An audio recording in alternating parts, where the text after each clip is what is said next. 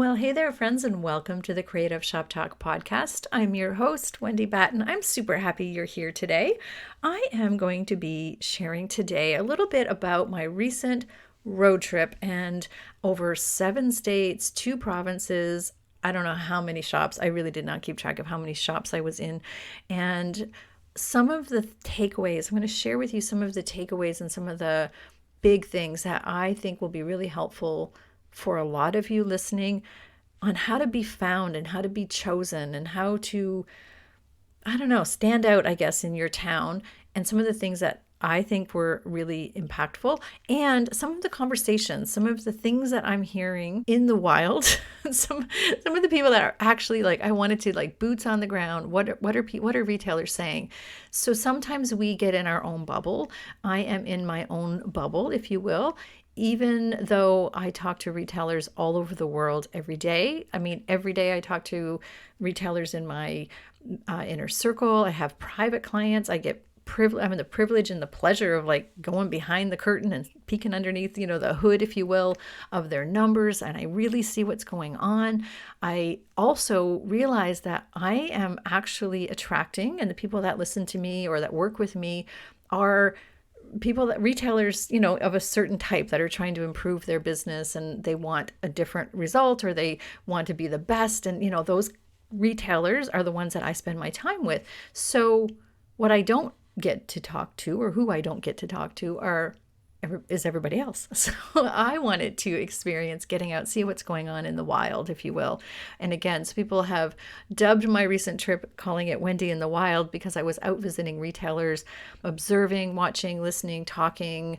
If we spoke, hey, I was so glad to meet you. I just met so many cool retailers and had so many great conversations. And I wanted to do it over a vast, I guess, slice of different retailers, a variety of retailers doing different things in different towns.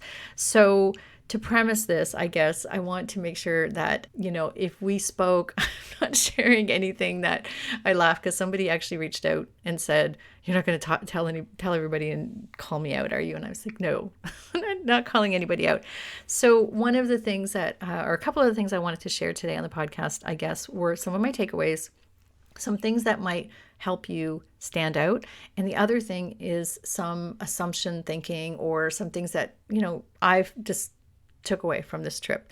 So if you're like me, or if you're not like me, I shouldn't say if you're like me, if you're like the customs agent that asked us when we were coming back across the border after traveling 65 hours of driving 7 states, 2 provinces, and the customs agent said, "Why? Why did you do that? Why didn't you fly? Why did you do that?" The upfront answer was, and what we told him, which is true, was because the premise of it was to travel to my mastermind group and to host and visit with my mastermind member, Jeff Lee from the Vintage Nest in North Carolina. But the second part, and the part that I didn't tell the customs agent, was because I wanted to see what was going on in the wild. I wanted to see and talk to and be part of. So I am bringing some of those takeaways to you today. So let's jump in. Running a retail business doesn't have to be so hard. Welcome to the Creative Shop Talk podcast, the go-to podcast for creative shop owners, studio owners, and independent retailers. I'm your host, Wendy Batten, retail business coach and mentor. Each week, I'll share simple, proven business strategies, inspiring stories from fellow retailers, and advice from industry experts. Together, we're going to work to find the success you want from your retail business, with more profits in your till and a little more joy in your life.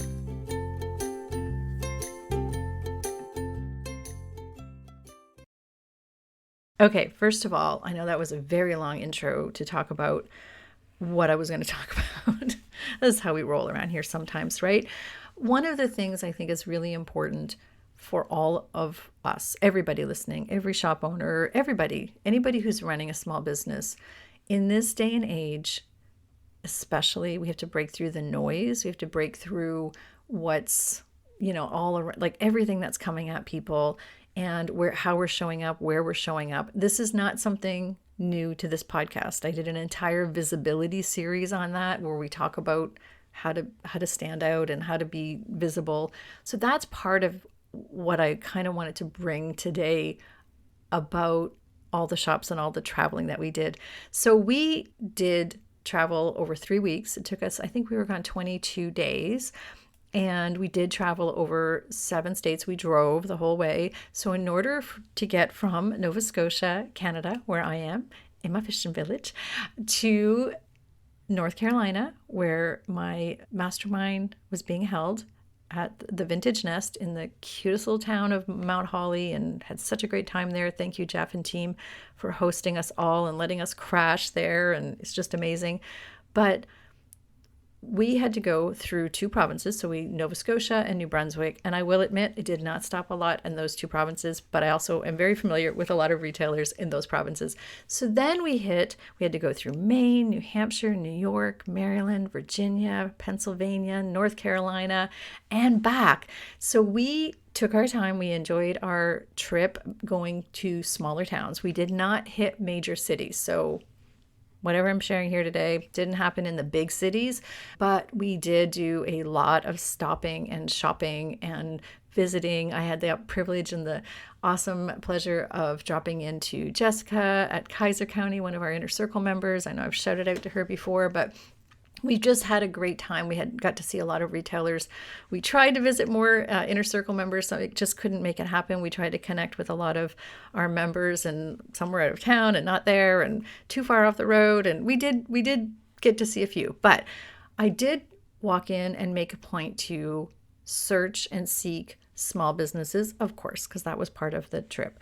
So one of the things that I wanted to share today, I want to share with this podcast, and I actually shared this with our mastermind members, I think a few weeks ago when I first came back, about things that we can do to improve, to be found, and to be chosen. And I kept seeing these things happen a lot. So I'm an observer of people, or businesses, I guess, than people, and their habits and how they're shopping. And I had the opportunity to see and watch the actions that people were taking in a lot of these small towns. So I did a lot of time just sitting watching people. So you may or may not know, my father was a retail guru, and he was a mall manager, but of several malls, and worked for a big company. And one of the things I learned at a very young age, well, lots of things that I learned from my dad, who had great alignment with serving people in his community. And one of the things we learned, or he taught me, and I can still remember this lesson, I talk about it all the time with my members, are people carrying bags? Are people carrying bags? So sitting on the side of the road in all these like small towns, we'd get out and we'd grab a coffee or something, and I would sit and I would watch. So even though an area is busy, doesn't always mean people are shopping and spending local in the shops. And if they are they in the restaurants? Are they in, where are they shopping? What stores are they going in? What bags do they have in their hands? Are they spending money? And I'm here to tell you that we saw a lot of people spending a lot of money. So, and we were in all kinds of different towns, like small towns, bigger towns, touristy towns, non-touristy towns. Like we covered a lot of ground, and we stopped in a lot of places, and we saw a lot of activity. So one of the things I wanted to mention was we did see a lot of people shopping and spending money. So I want to encourage you to, even in your own community, to make sure that you're getting out and just sit in a parking lot, like sit in the parking lot at the mall, sit in the parking lot. Like, where are people shopping? Are they spending money? Or is the story you're telling yourself, if you feel like people aren't coming in, that people aren't spending money? Because we make those assumptions and they are not always true. So where are they? The other thing that's really important to do is to get out and see what's going on in your community, in your world. So who's the new cool cat in town, and what are your customers seeing? Maybe you need to go to the bigger box stores, as much as we don't like to do that, and see what's going on there. What are your customers seeing is really important to what we are doing in our stores. So all that to say, that's a great exercise everybody can do, even if it's just in an immediate area in your town, or whether you get on the road like I did and go see what's going on. So again, I have the privilege and the pleasure of working with clients, again, all over the globe, all over North America, all over Canada, New Zealand, Australia, we have Scotland, the UK. I have lots of clients doing different things. So I hear lots of stories of good things. Like I see a lot of good things happening in retail. And I think sometimes the story we tell ourselves is that it's not happening for us, or if that's the story you're telling yourself, that it's important to get out and see what else is going on. So a lot of rambling. I'm sorry. I felt like a long way for me to say, make sure that you are getting out and watching people and getting into other shops. That is one thing I'd love to remind you to do. I do have some practical things. I'm going to give you some not random, but in no particular order, things that will help make you stand out and that I observed while we were traveling that do matter on being chosen, on being found. And so if people, I should back this up again, but I love to spend money when I'm out on vacation. So I was just in the mindset of looking for different types of shops. I didn't know what was available. I wasn't specifically looking for you. So if you're in your town, I'm not necessarily Googling your shop name.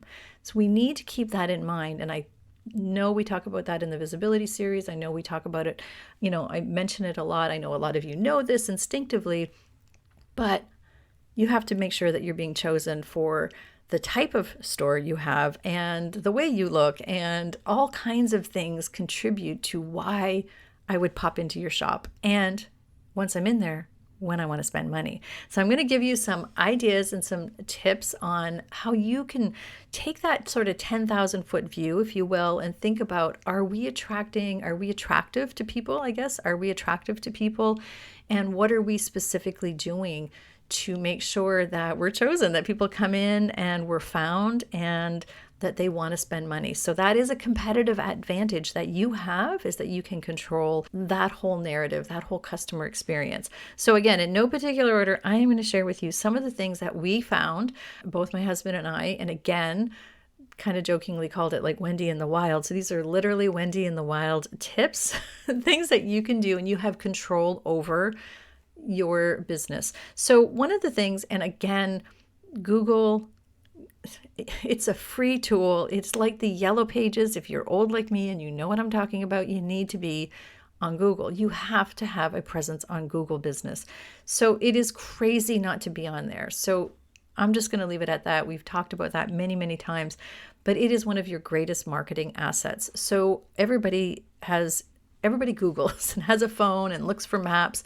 And we were consistently looking for interesting small shops. No particular thing. I was not typing in like gift stores or whatever. I wasn't typing in clothing stores, or sometimes I was, but specifically just looking to see what's in this town and is it worth our effort to go off, and if we were there, what's here that we can go see and visit and do. And I was shocked. I continue to be shocked at the number of businesses that are not using their Google Business profile. And it's free and it's easy. You take a little bit of upfront time to set it up and put some photos and keep it updated. It's not rocket science. So I'm going to leave it at that. We talk about that a lot here, but if you are not on Google, go do that right now. Go do that right now. It is crazy not to be on Google and not to keep it updated. So another thing, number 2 on my list of most important thing, is the appearance on the outside of your shop. Now, we all know that. We all know. You're listening to me right now and you're like, yeah, but I haven't had a chance to update, or it's spring and we haven't gotten rid of the dead stuff yet, whatever. I think it's really, really important that you remember that it doesn't matter. Still, every single day, it's first impressions. So I would walk by shops that didn't look interesting, and then sometimes I would go back in because I'm just curious now, is this a really awesome shop that just has a dodgy front? And sometimes that was true. Or I would see people coming out with, I'm like, everybody's coming out of the shop, it's really dodgy looking. Like, I'm not kidding. There were shops that were just, ugh. So our shop appearance matters on the outside and the first impression on the inside. So is it clean? Is the music playing? Does it feel disjointed from maybe what all your advertising was? That happened to us as well too. The appearance and what was happening in the store was completely disjointed from what we thought we were going to go visit.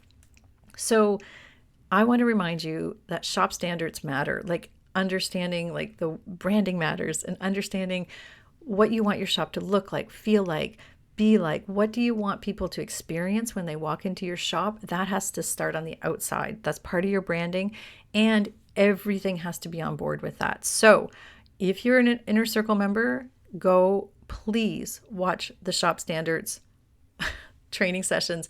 Get your team to watch it. I think it's one of our most underrated, but most underrated, I don't know if that's the right word, but like overlooked maybe is the word.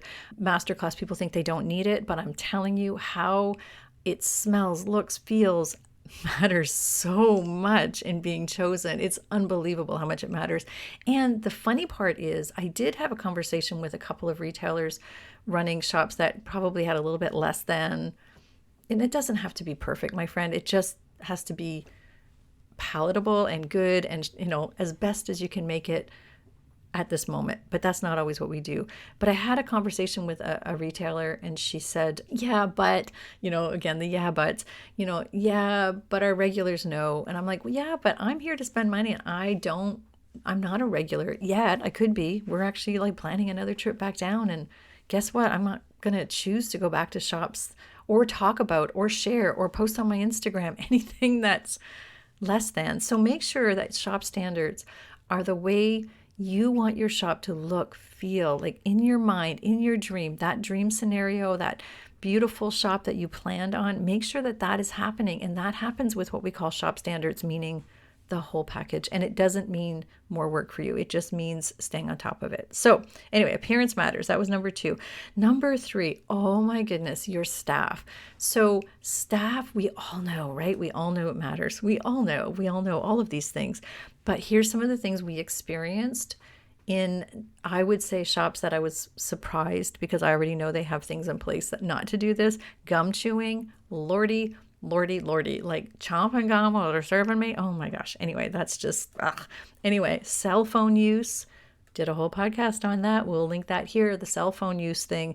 I'm telling you, we walked into some shops and Susie's on her cell phone.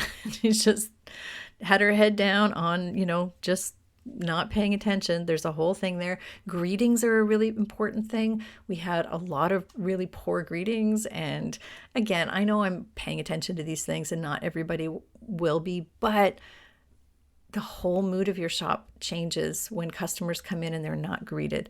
I had an opportunity to listen to a bunch of people bitching about their boss. That's a fun one. So, the employees were all standing around bitching about their boss. So, yes, I hear that, but there were other people in the shop. They didn't know that. I got a little special kick out of that because some of the things they were bitching about, like the boss was right. So make sure you have a really good team culture. Make sure you have shop standards in place for your team. That's all I'm going to say about that. And make sure everybody's being greeted. It's crazy not to greet your customers. Here's the number 4, really quick thing, really, really important quick thing: price everything. Unbelievably, there's so many retailers out there, and maybe you're one of them and you're rolling your eyes right now and you're butting me, but I'm telling you, if you don't have a price on something, customers are like, you're leaving money on the table, and you, like most of us, don't want to leave money on the table. So make sure everything is priced. Going to leave it at that because I have a very strong opinion on that. I watched that happen. I watched store after store after store that I was in, beautiful shops, people picking up gorgeous, cute little things, large things, little things, big things, doesn't matter, picking them up, looking for a price tag, setting it back down, moving on. Picking up something, looking for a price tag, setting it down, moving on. People will not ask pricing. Stop that. Stop it. Just make sure you price everything. I'm just, these are just, we want you to be found. We want you to be chosen. We want people to spend when they're in your store. All right. Number 5, exterior signage. It's not uncommon to see a lot of stores without clear indication of what is inside. So Susie's place does not tell me what you are. Beautiful, beautiful things for you at Susie's place. What kind of beautiful things? Have clear signage. Clear is kind. Clear also invites me in. So what happens with some people, myself included, I'm browsing, I'm looking down the street. I don't have a lot of time. We have a couple of hours in this particular town. I'm kind of going fast. I'm looking for the place that stands out or I found online and that I really want to check out. And you've gotten my attention, but I have no idea what you do. So I'm just going to keep walking by. So make sure that your front window, your signage, everything is clear about what I'm going to get on the other side of that door. Like what's on the other side of that door? What are you all about and what's in it for me? So just be super clear about your signage. Also, sandwich boards, inviting people in, clever, fun signs outside that might, tell me a little bit more or get my attention. We had a couple of experiences with some interesting signs that brought us in. We walked by one store. We thought it was just kind of like a touristy shop, looked like it carried a lot of touristy things. That was sort of what was at the front. And again, I'm not spending 1,000 hours, looking at each one of these shops. We need to get people's attention quickly, right? We have to get clear and fast and get my attention. And we saw a sign that said how to choose, I think it was like a knife or something. My husband was like, oh, we didn't realize they had outdoor gear. That sounds weird that he was buying a knife. Anyway, but it got his attention that they had outdoor equipment inside that particular shop, which they had a whole floor, which we would never have known. So they got his attention. We went in and we found all kinds of different things in that shop that we didn't know were there. So just paying attention to your exterior signage and shifting the narrative, I guess, a little bit about what they're going to get inside. So just not we're open, it doesn't get my attention. That's just not interesting, right? So just thinking about exterior signage in a couple of different ways. Show us around. So that's number 6, show us around, or at least mention as part of your greeting, or when you come to talk to me, just say, hey, we're known for, or, back in the back corner, don't miss our gourmet food section. Little things like that really help guide a customer to a different purchase or to feel good around what you have to offer. So if you need anything, Carrie's over there. She's amazing at helping with home decor. Just, ask her, she'll help you. I actually was looking for some clothing. A fun side note is I left all of my clothing for my presentations when I was teaching. I left all those clothes home. So I had to kind of shift and pick up some things on the way. Another fun story for another day. But yeah, so one of the ladies said to me, hey, I told her what I was looking for, and I said I want to browse. She said, go ahead over there. And she said, Carrie over there is amazing at putting outfits together. If you need a hand, just go see Carrie. Little subtle conversations like that matter. Using your team members' names, or even saying, my name is Wendy, if I can help you with anything. I know it's common and it sounds common, but it does work. It's building a connection. So show people around, mention things, asking people, different questions about what they're looking for. Those conversations do matter inside the store. I see it over and over again. I saw it the whole time I was in the wild. So, okay, number 7. Okay, this is a big one and it's in kind of multiple parts here, but in all of the shops we went to, except for one, no one asked me if this was my first time in their shop. I find that odd because you should want to know for your own sake if this is the first time I'm visiting your shop. So is this the first time you're in? And the second thing that you should ask your clients is, how did you hear about us? How did you find us? What brought you in today? Like what made you come in today? Why us? Those kinds of unscalable conversations with your clients, with new clients especially, it's going to help your marketing. It's going to help it's gold. This is like a golden ticket for you.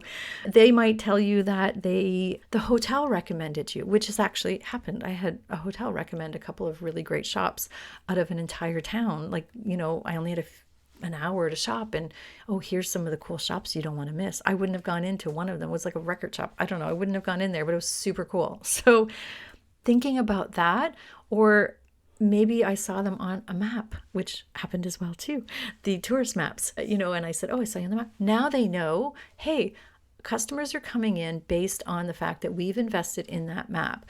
So, we can start, pulling these nuggets out and understand where we're investing time, where we're investing energy, where we're investing money. I saw your Facebook ad. A friend shops here and she recommended you. Oh, this is good news. We want to make sure that those things are happening. I found you on Google. You popped up on Facebook. I strolled by and you looked it was so cute. I just had to come in. These things are gold for you, my friend. I have a whole bunch more. And if you're in the inner circle member, if you're an inner circle member or a mastermind member, ask me and we'll go through a whole bunch more of these. But I really want to remind you of asking clients. And I can't believe there's nobody. And also it makes you feel good when you're invited in. I shouldn't say there was one. There was one when we were in a town called Brevard in North Carolina. And you know what? I spent a lot of money in that shop because they just did all the right. And shout out to Lily's, by the way. They did a lot of things right. She did ask me that. She did, acknowledge, and we had a great conversation about business. So all of these things to say, these are just little things that do help. They'll help you. They'll help your clients. They'll help your whole team. So number 8 is be known in your community. I'm all done, by the way. This is number 8 is our last one. I know it's a long podcast for you, but number 8 is be known in your community, my friends. Other shops, restaurants, the hotels. I always ask restaurant, I'm in the restaurants, I'm like, hey, where's some cute shops around here? Or specifically, I would ask for different things. And half the time they didn't know. And half the time they'd be like, oh, you've got to go to, Susie's and shout out to Jeff in Mount Holly when we were in Mount Holly. And I was in town a couple of days early before our event. And I asked a couple of shops around, just, hey, where's a really cute shop? And they'd be like, oh, you've got to go up to the Vintage Nest. Jeff does an amazing job up there. So these are the things you want to happen in your community. You want to be known in your community. So make sure that the hotels know you, make sure the restaurants know you, make sure you are known in your community. It's amazing to me sometimes how much effort and energy we spend on marketing, on Instagram, Facebook, wherever, but we don't think about doing that locally on the local level and getting known in our community. So hopefully that has been helpful. I know that was sort of 8 quick things that I wanted you to take away or think about. There's so many more, but I just wanted to remind you. So action steps, think about the 10,000 foot view of your own business. Like, how are you being perceived? And be honest with yourself. What are we doing to make sure that these things are happening? Again, if you're an inner circle member, we have what we call a forward-facing audit that we talk about all the time. It's all the first impression things, just sort of a checklist of checking to make sure that those things are happening. Think about your customer's journey and, how you're how you're being visible to other people. Get out and watch. The second action I would ask you to do or suggest is get out and watch people. See if they walk by your shop. If you are on a main street or you're in a busy community, just go sit down, have a cup of coffee and a break across the street. Go across the street, sit down and just watch people watch for a little bit and watch what happens. Do they just walk by your shop? Do people, do they see you? Do they pay attention to you? And if not just in your area, maybe go out and see what else is going on in your community.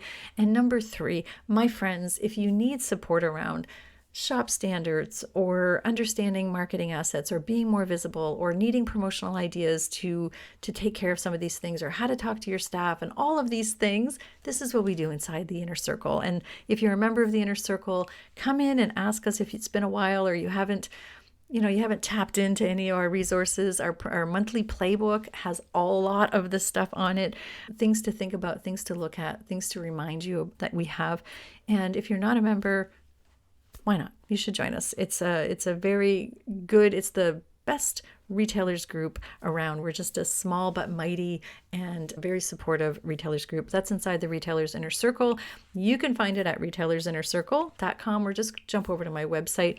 And if you have any questions or thoughts about these takeaways and my trip, and again, if the custom agents guy is listening and wondering why we look like deer in a headlight when you asked us why we did this. This is because it was a long answer to tell you why we did this. It was to really get out, boots on the ground, as I like to say. I wanted to just get into the trenches again, have great conversations with so many retailers. Again, Maine, New Hampshire, New York, Maryland, Virginia, Pennsylvania, North Carolina. I'm trying to think who I forgot.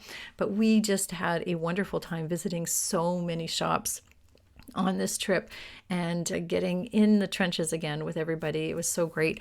And yeah, it was wonderful. So thanks for listening, my friends. Again, I'd love to see if you have any thoughts or questions about this podcast. Jump into my DMs over on Instagram. Love chatting with you over there. And or just jump right into the inner circle. We have lots of great conversations happening over there at the Retailers Inner Circle. It's the easiest way and fastest way to get into all the help that you need and get your business leveled up just a little tiny bit more. So thanks for listening, my friends. Hope to see you inside the Retailers Inner Circle or my coaching programs. Have a wonderful week, and we'll see you next week.